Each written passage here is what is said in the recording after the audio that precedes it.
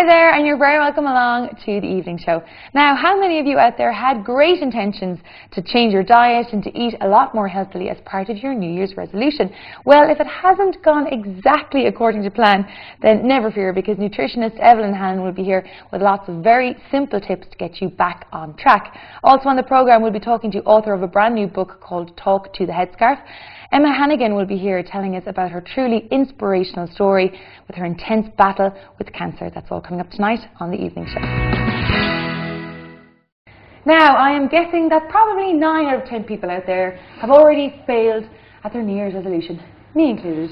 But don't feel too bad, because if healthy eating was on your to-do list, then we are going to be talking about simple ways that you can do just that today with Evelyn Hannon. Evelyn, thank you so much for being with us. Not at all, Olive. Delighted to be here. Now, why does everybody fail when it comes to dieting? Seriously, it's a problem. It is. And I think the mistake that people make when it comes to the New Year resolutions, and I think this is particularly true around diet and nutrition in particular, is we set ourselves quite unrealistic goals. We set ourselves really high targets. You know, we kind of think we're going to change our diet just overnight so that it's unrecognisable from our normal diet. And I think that's why, you know, the 9 out of 10, as you say, people kind of fail in that. Sure.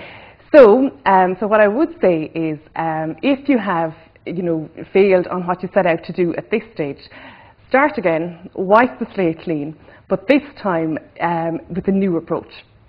So the first thing I would say with your new approach is ditch the dieting is the first thing. Oh, I like that. Yeah. Okay, ditch the dieting. Ditch the dieting, because, and change your goal instead to eat healthy. And the weight loss will then naturally follow suit. And what you want to do when you make changes to your diet is you want to make changes that become a lifestyle habit and that you keep up over time. Whereas when you go on a diet, you make changes to your diet, you're only ever going to be able to keep that up short term. You go back to your normal eating habits, which cause the weight gain in the first place. You start this kind of yo-yo dieting vicious cycle. So, the goal this time around is slow, subtle changes. Introduce them to your diet one at a time, so that, and the goal is to keep them up for life. Okay, so it's very subtle changes, That's it. No carbs or everything in a blender. Exactly. No, definitely not. Because with the best willpower in the world, you're not going to be able to keep that up long term, nor is it healthy a lot of the time to keep up, some of those, cutting out food groups or detoxing or whatever. Okay. So now the portion sizes. Yeah. You mentioned earlier to me, and I think it's a really, really simple one. So talk us through the portion sizes. And the thing about if you can get your portion sizes under control, the great thing about it is you can continue to eat the foods that you like, that you want, but and still stay healthy. So I have a couple of tips easy tips to help you keep the portion sizes under control. First of all, the delf that you have at home, invest in smaller plates, smaller bowls, smaller glasses. So if you take, for example, there's a kind of a standard size bowl there, and then a bigger one, which would be in a lot of people's households. A bowl of cereal now in this one compared to this one. I mean, it's definitely a third more you're going to put into this one. Sure. It's not a half. And a lot of the time you don't even want that amount. It's just quite simply that's what you have in the cupboard. Okay. So similarly with the glasses, plates. So ditch the bigger size ones, invest in smaller size ones, and that's a really easy way to start to help control your portion sizes. Because as well, I think Ireland, we definitely have that mentality as in, sit down and eat your dinner, clear your plate. We all grew up, I know I did anyway, we've been told, you have to finish what's on your plate. But actually nowadays, nutritionists are telling people, no, when you feel full, stop eating. So that's another way to help control your portion sizes. And also as well, of course, I'm a great believer in eating slowly to help control the calorie intake. Aside from the fact that it makes kind of eating much more enjoyable, we're all kind of eating on the go now, and it's all a bit of a rush. But aside from that, because it takes a couple of minutes to realise that we're full, basically, if you eat slowly, it can actually really reduce your calorie intake, because basically you just realise you're full faster. Before you overindulge and get that bloated Exactly, feeling. exactly. Okay, Yeah, perfect. yeah. Now, recipe makeovers. Yes. I'm liking this one because It it's is. very simple to do. You see, exactly. And again, what this is about is sticking to the recipes that you like, the ones that you love, but a couple of really simple changes can hugely change your calorie and your fat content of your recipes. So if you just take, and a lot of households, the key is to focus on the recipes that you eat quite a lot of. You know, and a lot of households would have a couple of kind of favourite recipes that they might eat on a weekly basis or twice weekly, like, you know, your lasagnas, your shepherd's pie, your stews. Those type of dishes are very common in households. So if you just take a lasagna, for example, if you were to swap your standard mince, which contain 12, 15 or more % fat, if you were to swap that for your healthy lean mince, contains about 4% fat. You know, huge saving there already. If you get whole wheat lasagna sheets, you know, oil like rapeseed oil, olive oil, swap to that. For making your roux sauce, if you make your own homemade sauce, unlike me now that uses the jars, but low-fat milk, and use low-fat cheese as well. So those, you know, there are 5 key ingredients in a dish like lasagna. Those changes can hugely alter the calorie and fat content of your dish. That's so clever. And very simple and tastes just as good. It tastes pretty much exactly the same. It does. But you've reduced the calorie intake. Exactly, drastically. Yeah. Now that's very manageable. It is, we can definitely all do that. Yeah. Now, the other thing that you mentioned, drinking calories. That's right. And I think when people start to kind of plan changes to their diet, we tend to focus solely on the food, and we forget that the drinks can contain calories too, and quite a large amount of calories. And for some people, drinks would account for about 20% of the total calorie intake. Which is crazy. Exactly. Because yeah. a coffee, a latte. Exactly. You know, yeah. you're not thinking about that. Exactly. So a couple of simple swaps there can make all the difference. So, for example, sugary drinks. You know, 1 can of a sugary drink contains 6 to 8 teaspoons of sugar and calories also.